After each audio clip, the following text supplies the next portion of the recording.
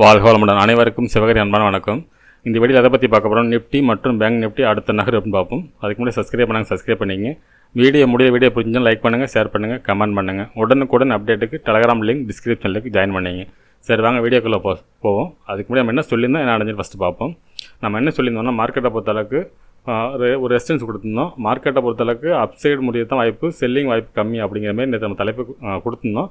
தலைப்பே வேறு கொடுத்துருந்தோம். ஆக்சுவலாக மார்க்கெட் வந்து ஆல் டைம் ஹைத்தோட வாய்ப்புன்னு சொல்லிட்டு. ஆனால் நம்ம எதிர்பார்த்த அளவுக்கு அந்தளவுக்கு போகாட்டினாலும் நம்மளோட ஸ்ட்ராங் பையிங் ஏரியா இருந்தாலும் சொல்லியிருந்தோம்னா 22,380 அப்படிங்கிற ஸ்ட்ராங் பையிங் ஏரியா சொல்லியிருந்தோம். அதுக்கு அடுத்து 22,475 டு 22,382 ரெண்டு இடம் பையிங் தான் வாய்ப்பு, செல்லிங் வாய்ப்பு கம்மி அப்படின்னு சொல்லியிருந்தோம். அதே சமயத்தில் மார்க்கெட் வெரி புல்லிஷாக பார்த்து வாய்ப்பு அப்படின்னு சொல்லியிருந்தோம். ஆனால் அந்தமாரி வெரி புல்லிஷ் போல் மார்க்கெட்டை பொறுத்தவரை பேரிஸ் சென்டிமெண்ட்டில் முடிச்சிருந்தாலும் மார்க்கெட் இறங்கத்தான வாய்ப்பு இப்பயும் கம்மி தான். மார்க்கெட் வந்து இன்னும் நம்ம பேரிஸ்குள்ளே போல் மார்க்கெட்டை பொறுத்தளவுக்கு இன்னும் புல்லிஷ் சென்டிமெண்ட்டில் தான் இருக்குது. இது ஒரு சின்ன ஒரு டவுன் ட்ரெண்ட், அவ்வளோதான் ஒழிஞ்சு மார்க்கெட் பெருசாக இறங்கத்தான வாய்ப்பு இப்போ இல்லை. அதே போல் இந்த இடத்துல பார்த்தோம்னா நம்ம வந்து இந்த இடம் வந்து பை ஆர்த்த வாய்ப்பு அந்த மாதிரி கொடுத்துருந்தோம். அதாவது 22,470 பையிங் வாய்ப்பு கொடுத்துருந்தோம். அது என்ன அடைஞ்சுன்னா மார்க்கெட்டை பொறுத்தளவுக்கு ஃபுல் சைட்வேஸ் ஆகி இந்த இடத்துல வரப்போ மார்க்கெட் அப்சைடு போகிறது வாய்ப்பு அப்படின்னு தான் எதிர்பார்த்தோம். ஆனால் பிரேக் ஆகி நம்ம கீழே கொடுத்துருந்து 22,380 கொடுத்தோம். ஆனால் 386 இந்த மார்க்கெட் அப்சைடு திரும்பிடுச்சு. சரி, ஓகே. பேங்க் நிஃப்டி என்ன சொல்லியிருந்தான்னு பார்ப்போம். ஃப்ரெண்ட்ஸ், பேங்க் நிஃப்டி வச்சுருக்கேன். பேங்க் நிஃப்டியை பொறுத்தளவுக்கு 48,130 அப்படிங்கிற ஸ்ட்ராங் பையிங் ஏரியான்னு சொல்லியிருந்தோம். ஆனால் ஓப்பனை பொறுத்தளவுக்கு பார்த்தீங்கன்னா நம்ம ஃபஸ்ட்டு ரெசிஸ்டன்ஸ் அந்த ஏரியாவில் ஓப்பன் ஆகி அங்கேருந்து மார்க்கெட் இறங்கி நம்ம எதிர்பார்த்த இடத்துல சப்போர்ட் எடுத்து மார்க்கெட் இப்போ மேலே முடிச்சிருக்காங்க. நாளைக்கு மார்க்கெட்டை பொறுத்தளவுக்கு மண்டே இதுலேருந்து மேலே போகிறது தான் வாய்ப்பு அதிகம் ஃப்ரெண்ட்ஸ். சரி, ஓகே. நம்ம வீக்லி அனலிஸ்ட்னு பார்ப்போம். ஃப்ரெண்ட்ஸ், நிஃப்டியோட சார்ட் வச்சுருக்கோம். ஃபஸ்ட்டு எல்லாத்தையும் ரிமூவ் பண்ணிவிடுவோம். இப்போ நம்ம வீக்லியிலேருந்து பார்ப்போம் என்ன மாதிரி மூவ்மெண்ட்ஸ் இருக்க வாய்ப்புன்ட்டு. ஃப்ரெண்ட்ஸ், பார்த்தீங்கன்னா வீக்லி கேண்டில் வச்சுருக்கோம். இப்போ பார்த்தோம்னா போன வாரம் பார்த்தீங்கன்னா ஒரு இறக்கத்துலேருந்து ஒரு ஹேமர் போட்டிருக்காங்க. இப்போ பார்த்தீங்கன்னா ஸ்பின்னிங் டாப் போட்டிருக்கு. மார்க்கெட்டை பொறுத்தளவுக்கு இந்த வீக்லியோட ஹையை பிரேக் பண்ண பட்சத்தில் மார்க்கெட் மேலே போகிறதுக்கான வாய்ப்பு அதிகம். இதில் ஒரு ட்ரெண்ட் லைன் இருக்குது. அது எவ்வளோ தூரம் போகணும் அடுத்தது சொல்கிறேன். இந்த செட்டப் படி வீக்லியோட செட்டப் படி மார்க்கெட் மேலே போக வாய்ப்பு இருந்தாலும் இந்த இடத்துல ஒரு சைடு வேஸ் தான் நடந்துகிட்டு இருந்தது. வாரம் ஃபுல்லாகவே கிட்டத்தட்ட பார்த்தீங்கன்னா மார்ச் 4லேருந்து இந்த ஏரியாக்குள்ளே தான் மார்க்கெட் இந்த ரேஞ்சுக்குள்ளே தான் இருக்குது. அதாவது 22,550க்கும் மார்க்கெட் வந்து 21,950க்கும் கிட்டத்தட்ட ஒரு 400-500 பாயிண்ட்டுக்குள்ளே தான் இந்த இடத்துல ட்ராவல் ஆகிட்டே இருக்குது வீக்லி கேண்டில். சரி, ஓகே. டே கேண்டில் பார்ப்போம் என்ன மாதிரி மூவ்மெண்ட்ஸ் இருக்குது வாய்ப்புன்ட்டு. ஃப்ரெண்ட்ஸ், இப்போ பார்த்தீங்கன்னா டே கேண்டில் வச்சுருக்கேன். இப்போ டே கேண்டில் பொறுத்தளவுக்கு ஒரு ஸ்பின்னிங் டாப் போட்டு அதுக்கடுத்து ஒரு புல்லிஷ் கேண்டில் போட்டுருக்காங்க. இப்போ இந்த கேண்டில் வந்து என்கல் பண்ணல முடியல. இந்த கேண்டில் பேரிஸ்னால் அந்தளவுக்கு பெருசாக ஃபால் ஆகலை. எனக்கு டேவோட லோவோட பிரேக் பண்ணல. மிடில் 50% முடிச்சிட்டாங்க. நம்ம நேற்று வீடியோவில் சொல்லியிருப்போம் 50% சப்போர்ட்டுக்கு வாய்ப்பு அப்படிங்கிறது தான் நம்ம ஒரு லைன் போட்டிருந்தோம். சரி, ஓகே. ஓவராலாக இந்த செட்டப் பார்த்தோம்னா என்ன நடக்குதுன்னு பார்த்தோம்னா இது பழைய ஆல் டைம் ஹையாக இருந்துச்சு இந்த இடம். ஒரு நிமிஷம்.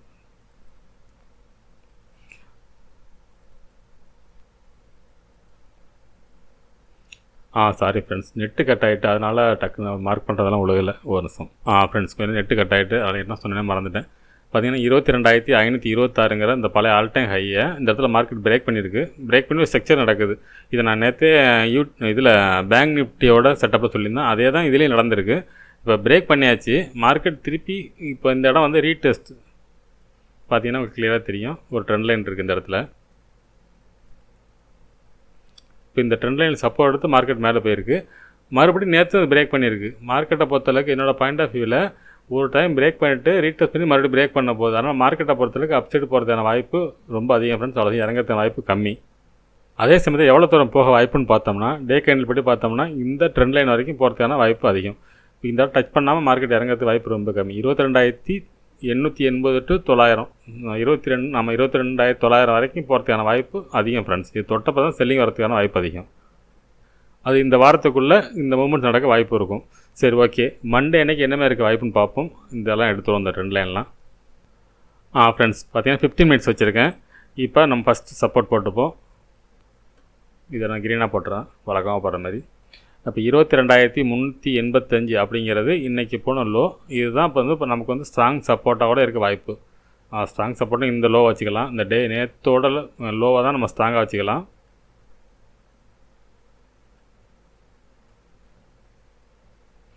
இப்போ ஃபஸ்ட்டு சப்போர்ட் இது 22,385. செகண்ட் சப்போர்ட் வந்து 22,305.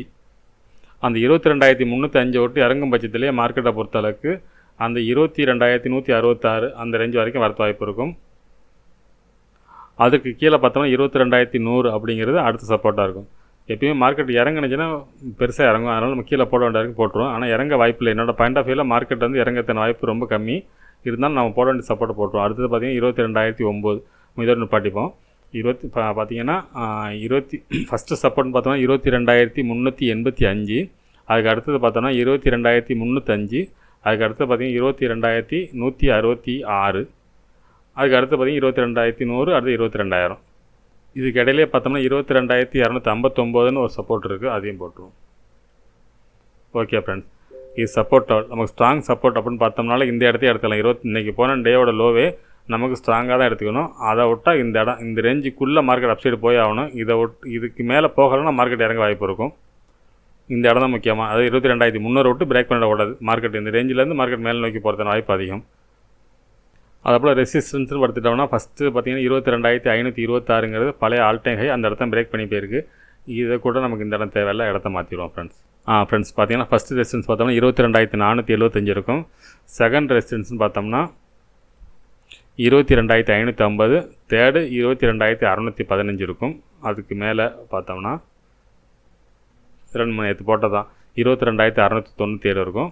அதுக்கு அடுத்தது கடைசி இப்போ போனால் ஆல் டைம் ஹை 22,775. சரி, ஓகே. இது என்ன மாதிரி மூவ்மெண்ட்ஸ் அப்படின்னு பார்த்தோம்னா மார்க்கெட்டை பொறுத்தளவுக்கு நான் சப்போர்ட் வரவே சொல்லிட்டேன். பையிங் அப்படின்னு பார்த்தோம்னா இந்த இடத்துல பையிங் இருக்க வாய்ப்பு இருக்கும் ஃப்ரெண்ட்ஸ். இன்னும் சொல்ல போனால் இந்த பையிங் நம்ம இந்த இடத்துல தான் பெஸ்ட்டு. இங்கேருந்தே மார்க்கெட் போயிடுச்சுன்னா வெரி புல்லிஸாக இருக்கும். இந்த இடம் இறங்கினாலே வீக்கு தான் மார்க்கெட்டை பொறுத்தளவுக்கு. இந்த 22,385 பிரேக் பண்ணாலே வீக்கு தான். அடுத்து 22,305 பையிங்கிறது வாய்ப்பு. ஆனால் இந்த இடத்துலேருந்து வெரி புல்லிஸ் போகிறதுக்கான வாய்ப்பு தான் என்னோடய பாயிண்ட் ஆஃப் வியூவில் அதிகம், இந்த இடத்த பிரேக் பண்ணாத பட்சத்தில். அதே சமயத்தில் செல்லிங் வர வாய்ப்புன்னு பார்த்தோம்னா இந்த 22,305 பிரேக் பண்ணும் பட்சத்தில் மார்க்கெட் இறங்கிறதுக்கான வாய்ப்பு அதிகம் ஃப்ரெண்ட்ஸ். இது ரெட்டாக போட்டுறேன்னா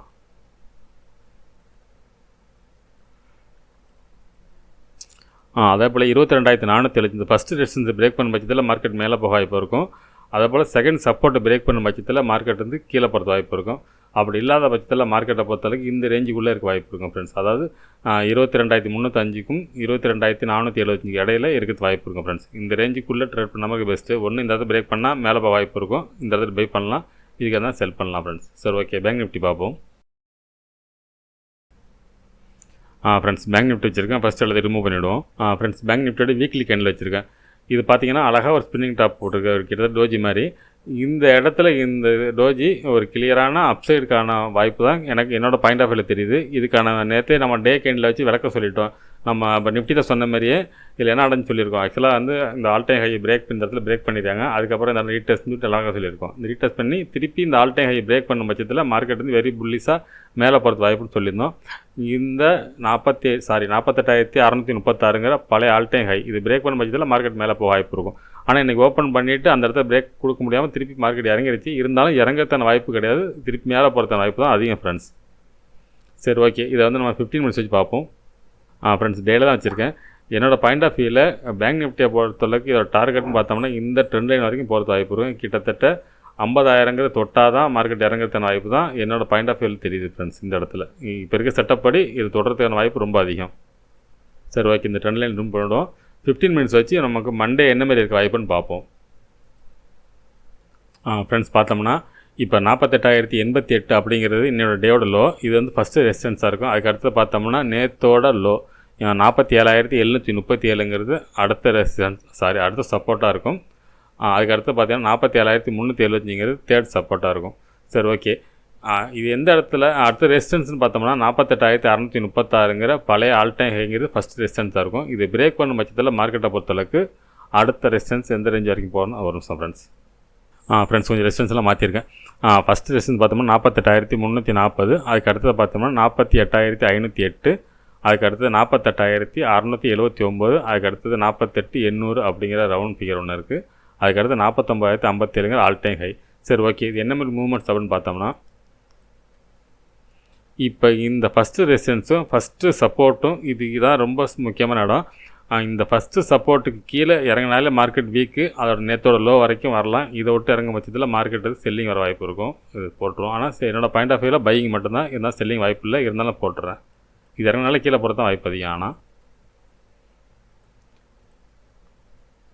அதே சமயத்தில் இந்த 48,340 டு 48,500 இந்த 48,500 பிரேக் பண்ணும் பட்சத்தில் மார்க்கெட் வந்து வெரி புல்லிஷாக மேலே போகிறதுக்கான வாய்ப்பு அதிகம். எது வரைக்கும் பார்த்தோம்னா இந்த ஆல் டைம் ஹை வரைக்கும் போகிறதுக்கான வாய்ப்பு அதிகம் ஃப்ரெண்ட்ஸ்.